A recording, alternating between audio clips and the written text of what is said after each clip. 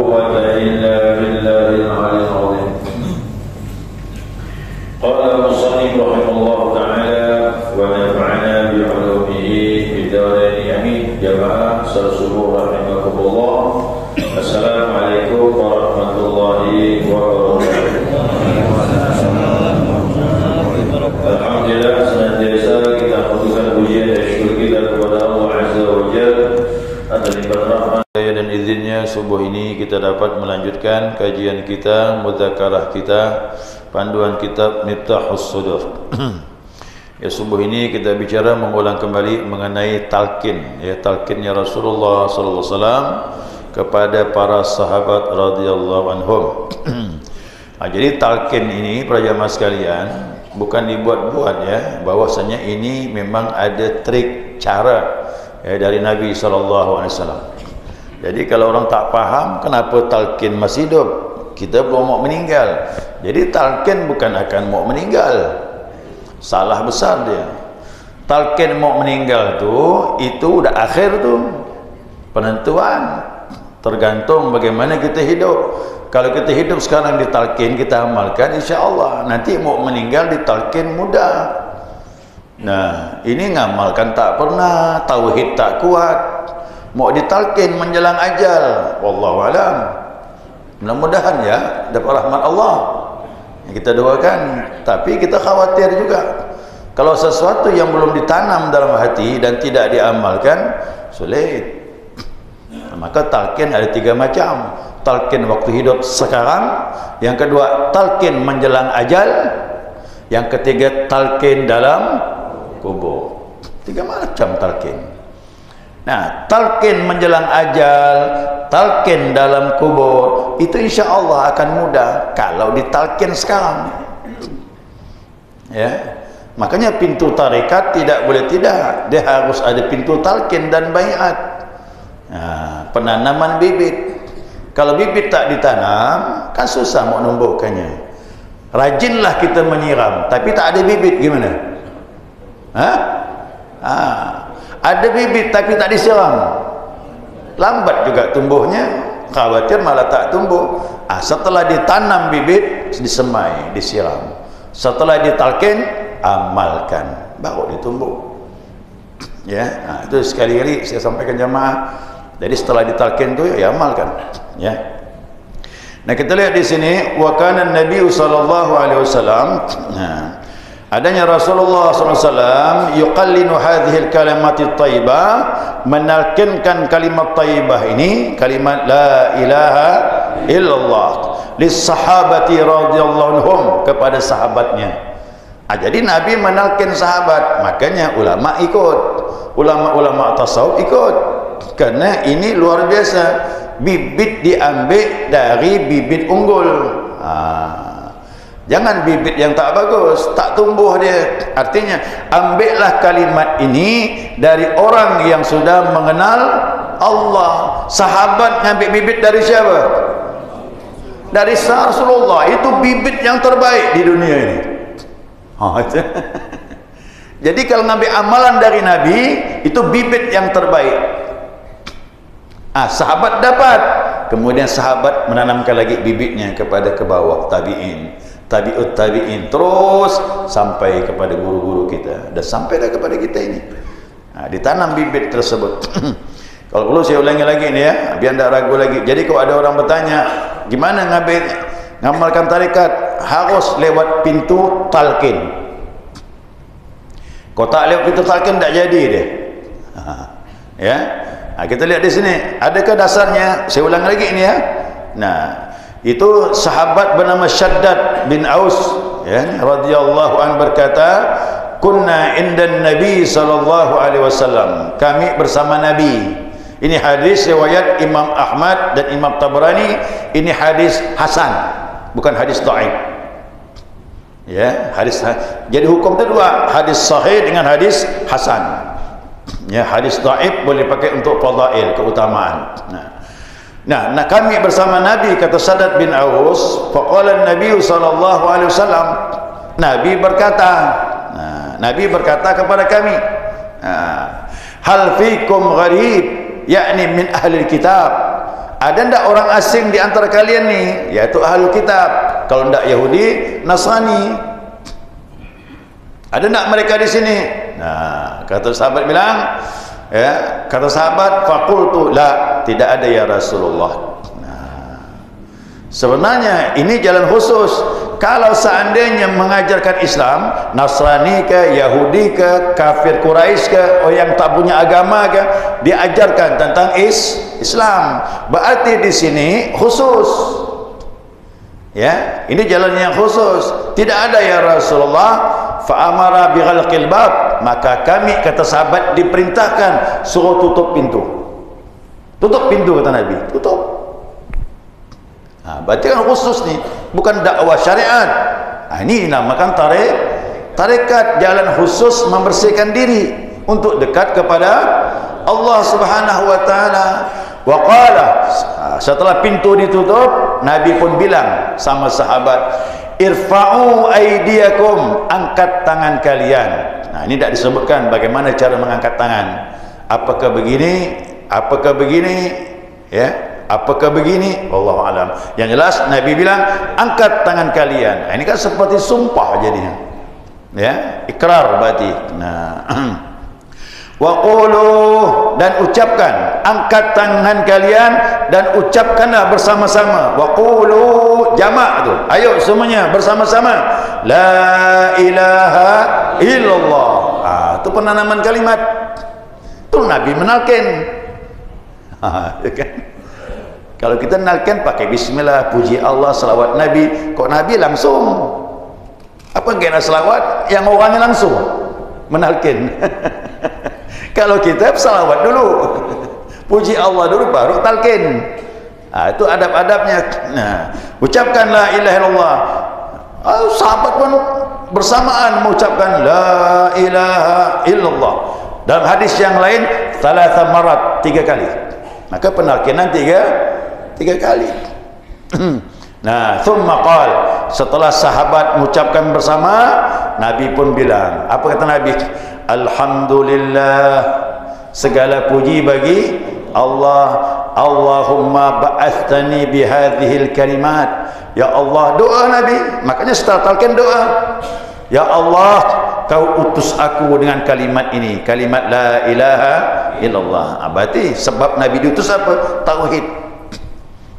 Ya Allah, kau utus aku dengan kalimat ini, wa wa'adtani 'alaihal jannah, dan kau janjikan kami dengan surga. Berarti masuk surga dengan la ilaha. Sama tu dah. Jadi kalimat ini syarat masuk Islam. Kalimat ini syarat mati husnul khatimah.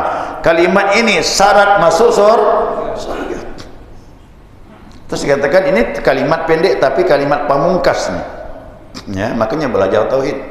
Ya, setahun lebih itu kita belajar tauhid untuk memahami la ilaha illallah. Apalagi?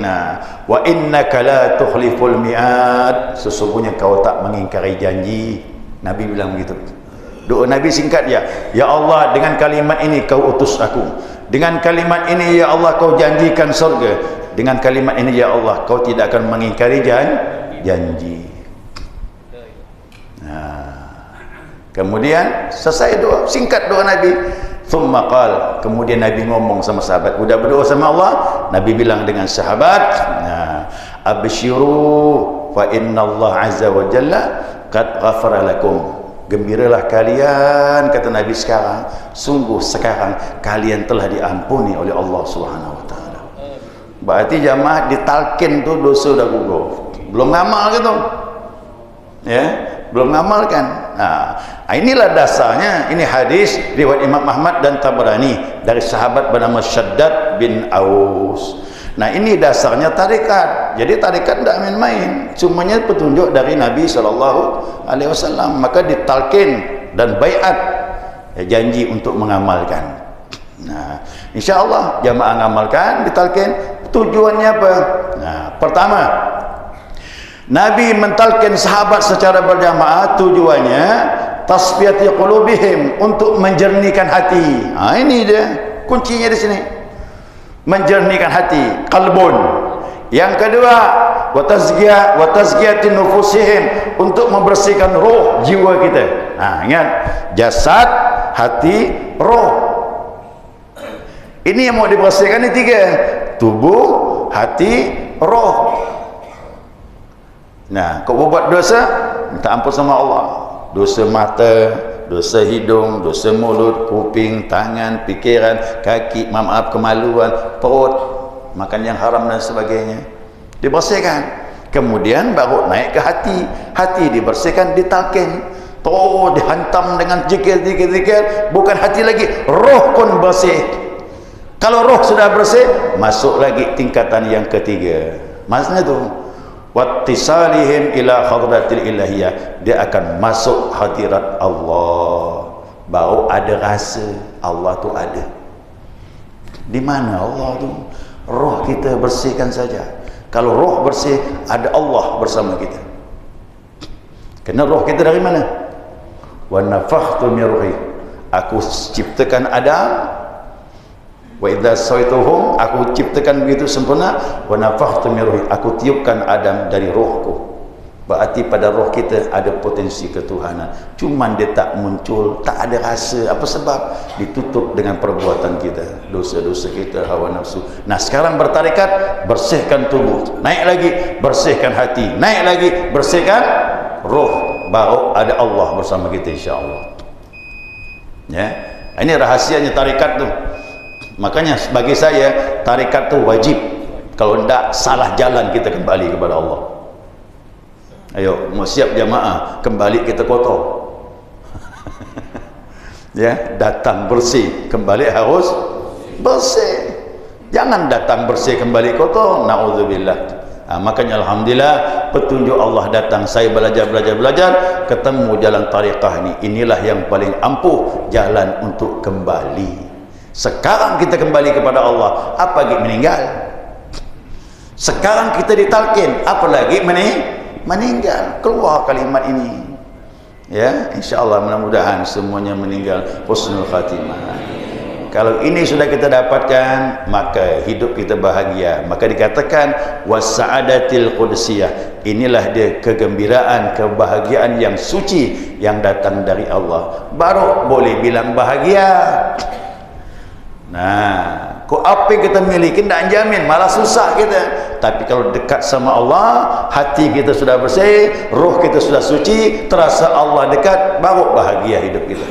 Apapun yang kita miliki tak berpengaruh, karena hati nyambung dengan Allah Subhanahu Wa Taala. Insyaallah, mudah-mudahan jamaah sekalian istiqamah ibadah.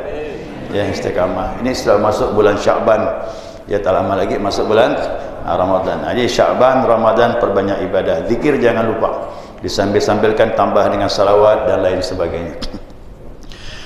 Baik jamaah, itu saja sedikit ingin saya sampaikan. Saya tidak banyak panjang, yang penting intinya kita faham apa tujuan kita bertariqah. Kenapa harus talqin? Inilah dia jalurnya. Ya, jalurnya. Jadi kalau ada jamaah ditanya orang, saya nak ngamalkan tariqat bagaimana? Talqin. Pintunya harus talqin. Alhamdulillah di Pontianak sudah 3 orang. Ya, saya, Ustaz Yusuf, Ustaz Hamzah tadi. Nah, jadi siapa pun ingin perlukan sudah nyaman. Maka kalau saya sendiri sibuk, susah Pak. Nanti saya tak ada tempat. Kalau ada 3 orang kan enak. Ya, nyaman untuk menyempatkan zikir ini. Kerana 3 orang sudah diangkat kemarin. Alhamdulillah untuk mempermudah siapa yang ingin mengamalkan zikir kepada Allah Subhanahu Wa Taala. Saya ingin Pontianak bergemah zikir. Bergemah zikir, insya-Allah Pontianak berkah. Ya, berkah. Zikir ni bawa berkah Pak. Ya, ilmu pasak bumi tu. Tahu ilmu pasak bumi. Ya kan? Kok bumi banyak orang berzikir, insya-Allah aman. Ya, aman deh insya-Allah. Ya, demikian. Mungkin ada pertanyaan jamaah sedikit, 1 atau 2 pertanyaan, silakan. Satu inna lillahi, satu kembali kepada tanah, satu kembali kepada Allah. Kemudian kalau kembali kepada Allah, bagaimana harus paham tentang kembali kepada tanah sehingga kembali kepada Allah. Kemudian tahap takhir, apa kita sudah kembali kepada Allah seperti kelahiran, sehingga kita fokus kepada Allah dalam keadaan wajib wujud, keadaan zat Allah, semua kita fokus sehingga terserah lahir batin nanti kita betul kembali kepada Allah. Dan betul Nabi Muhammad SAW bagi kita umatnya. Karena banyak masuk Islam sekarang ini umat yang masuk Islam, tapi kita belum tahu apa yang Muhammad SAW mau kita atau bagaimana. Ya, jangan mau meninggal kembali dulu. Cuma sayang, talqin di situ kita belum dapat jaminan. Ya, cuma kita berdoa mudah-mudahan matinya husnul khatimah. Jadi talqin itu jalan kembali. Nah, talqin orang hidup kembali sebelum meninggal. Itu bedanya Bang.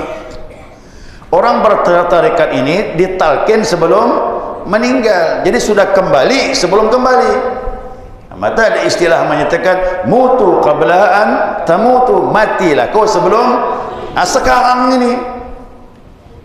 Matikan hatimu dengan selain Allah, hidupkan hatimu bersama Allah. Itu tujuannya bertarekat. Kalau udah begini ada, udah anda usah khawatir mau meninggal ditalqin mudah. Dalam kubur pun insya-Allah lapang kuburan kita. Ya, dalam kubur Nabi menyatakan la wahsyatun min ahli la ilaha illallah fi kuburihim wala fi nusyurihim. Ahli la ilaha illallah itu takkan susah dalam kubur mereka dan takkan susah pada hari kebangkitan. Ya, meninggal husnul khatimah, dalam kubur aman, pada mahsyar aman. Nah, cuma ditanyakan tadi, apakah orang kembali? Kembali dalam bertarekat sekarang. Kembali kepada Allah. Di mana Allah? Dirasakan dengan hati, tidak jauh dia. Ya, tidak jauh Allah itu. Cuma masalahnya hati kotor. Kalau hati bersih ada Allah. Allah kan dah janji, langit bumi tak bisa menempati aku, hancur. Yang bisa menempati aku qalbun mukmin, hati orang mukmin. Maka qalbun itu dibersihkan. Qalbun mukmin itu rumahnya Allah. Makanya orang mukmin tak susah. Mana nak susah, Pak? Siapa nak susah? Sudah bersama Allah. Ayo. Kalau kita bersama selain Allah, susah. Tetap susah kita. Saya sampaikan, masalah kecil susah, masalah besar lebih lagi. Tapi kalau ada Allah bersama kita, insya Allah masalah kecil ke masalah besar dibantu sama Allah, selesai. Ya, itu saya katakan indahnya bertarekat ini. Makanya saya dah belajar ilmu dah. Ternyata tarekat ini kunci kesuksesan dunia dan akhirat. Kuncinya. Kalau kita hanya bersyariat capek Pak ibadah, benar.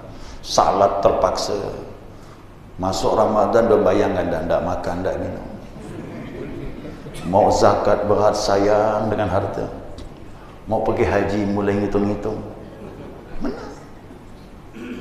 Ini mohon maaf nih, kita jujur je lah. Karena iman kita bermasalah. Kalau iman kita baik, semuanya baik, tak ada yang sulit.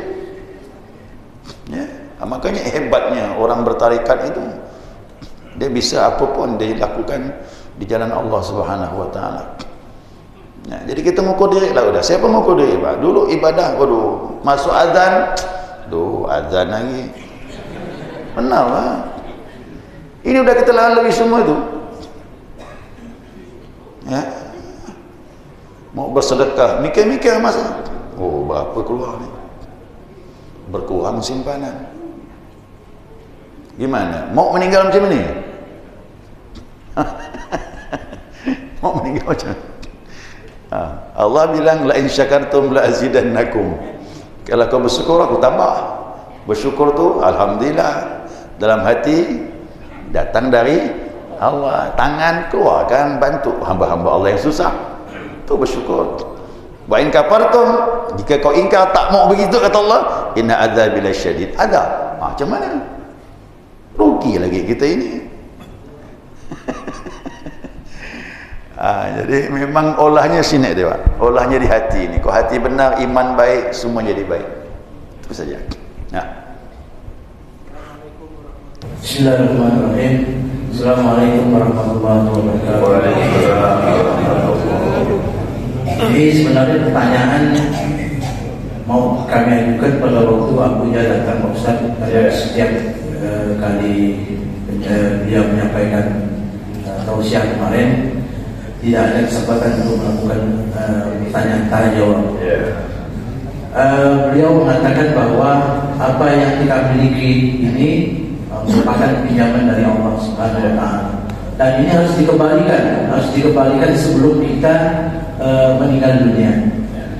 Yang menjadi pertanyaan saya, misalnya yang kita miliki atau yang dipinjamkan oleh Allah seperti penglihatan, pendengaran, segala macam itu harus dikembalikan sebelum kita meninggal. Nah, yang menjadi pertanyaan, bagaimana kita mengembalikan itu dan kapan kita mengembalikan itu? Itu yang menjadi pertanyaan bagi kami, Pak. Terima kasih. Assalamualaikum warahmatullahi wabarakatuh. Dan apa makna dikembalikan? Dalam pandangan ilmu tasawuf, bahwasanya kita ini tidak memiliki asal. Asal kita tidak memiliki. Lalu kenapa kita bisa melihat? Karena dipinjamkan. Kalau ilmu syariat dipinjamkan penglihatan dari Allah. Dalam ilmu tasawuf dipinjamkan penglihatan Allah dan itu terbatas. Nah, lain lagi kan? Lain lagi itu. Dalam ilmu syariatnya kuping kita ini diberi oleh Allah. Dalam ilmu hakikat kuping kita ini pendengaran hakikatnya punya Allah, dipinjamkan kepada kita dan itu terbatas. Bisakah Allah beri tak terbatas? Bisa. Dari pendengaran yang terbatas jadi tak terbatas. Bisa mendengar bahasa binatang, bisa mendengar tasbih rumput, bisa mendengar orang diazab dalam kubur. Itu bukan pendengaran kita lagi, dan itu yang dialami Nabi Muhammad SAW. Para aulia begitu Pak, kalau ziarah kubur mandang dia, oh ini dapat nikmat, oh ini kena azab, biasa. Tapi ingat, waktu itu bukan penglihatan dia lagi. Kalau penglihatan itu terbatas. Coba Bapak pergi kuburan, yang nampak apa? Mensan ya ada bang. Tapi bagi aulia, para nabi, begitu memandang kubur, mandang dia, ini orang dapat nikmat, ini orang sedang diazab. Jadi penglihatan ini asalnya milik Allah dan terbatas, dipinjamkan, tapi dengan izin Allah bisa tak terbatas. Jadi maksudnya kembalikan, ini bukan punya kita, punya itu maksudnya. Dasarnya kan hadis kursi itu, hadis kursi. Allah menyenangi kita melaksanakan apa yang diwajibkan kepada kita. Yataqarrabu ila bin nawafil, hambaku mendekat kepadaku dengan amalan sunnah, hatta uhibbahu, sampai aku cinta kepada dia. Idza ahbabtuhu, jika aku cinta kepadanya, kuntu yasma'ul ladzi kuntu yasma'u bih, akulah yang menjadi pendengarannya. Kalau aku cinta kepada hambaku, akulah jadi pendengarannya. Kalau aku cinta kepada hambaku, akulah jadi penglihatannya, akulah jadi tangan yang menggenggam, akulah jadi kaki dia berjalan. Nah, gimana Pak? Maka jangan heran kalau orang sudah dicintai Allah, penglihatan dia tembus Pak, mandang. Dia salat bisa mandang Ka'bah. Kita mandang mihrab, dia mandang Ka'bah. Pendengarannya dibukakan, bisa dengar semua bahasa makhluk. Ini agak susah dipahami. Tangannya mah megang air jadi obat, sembuh. Kaki Pak melangkah, yang jauh jadi dekat. Ini bukan dongeng. Wali Allah tu jarak ribuan mil sebentar. Kemarin saya ajar ibu-ibu pengajian, ibu tu bingung kan di Gang Rambai itu. Pengajian sore tadi masalah bab haji. Situ kan ada hikayat-hikayat. Nah, ada orang ya Syekh Al-Jaili namanya, belakangnya Al-Jaili, Umar bin siapa gitu, Al-Jaili di belakangnya. Nah, kata Sahal bin Abdullah, aku berada di Mekah, bertemu dengan seorang wali Allah, datang salat subuh berjamaah. Tangannya masih kotor Pak, bekas makanan. Tangan ni bekas makan, macam kita makan belum cuci tangan. Kata Sahal bin Abdullah, kau baru habis makan? Aku 7 hari dia tak makan, gitu dia. 7 hari aku tak makan. Kenapa tangan kau bekas makan? Aku sedang menyuapkan ibuku, kata dia, makan. Ibunya sudah tua, wali Allah tu begitu amalannya. Bukan zikir ya, bakti sama orang tua. Aku sedang menyuapkan ibuku, dan aku teringat salat fajar sedang menyongsong di Mekah, maka aku berangkat. Kau rumah di mana? Rumah aku 900 parsah. Tahu tak? 1 parsah itu 1 kilo lebih, hampir 2 kilo. 900 berarti 1000 lebih jarak rumahnya dari Mekah. Kilo. Pontianak Sambas berapa? 300 kilo. Nah, itu mah rumahnya 900 parsah. Dari rumah tiba-tiba datang ke Mekah untuk berjamaah, tak sempat cuci tangan, habis menyuapkan ibunya. Jadi kalau Allah dah cinta urusan hamba, kaki ni Pak tak pakai ukuran lagi. Itu semuanya udah kembali kepada pemiliknya. Itu maksud Buya tu ngomong gitu, jauh pembicaraan itu. Maka sekarang harus kembalikan. Mata kita punya Allah, tangan kita punya Allah, kaki kita punya Allah, pendengaran semuanya punya Allah. Kalau diri kita bukan punya kita, apalagi rumah, apalagi anak, apalagi kendaraan, apalagi duit, bukan punya kita dah tu dah. Cuma ini tak bisa dipaksakan Pak, dan akan datang dengan sendiri itu. Perasaan itu, perasaan tidak memiliki, itu akan muncul setelah kita mengamalkan zikrullah. Tapi istiqamah tadi. Ya, istiqamah. Istiqamah itu penting. Ya, sekali itu ya, paham dah. Ya. Subhanakallahumma wa bihamdika asyhadu an la ilaha illa anta astaghfiruka wa atubu ilaik. Allahumma shalli ala Muhammad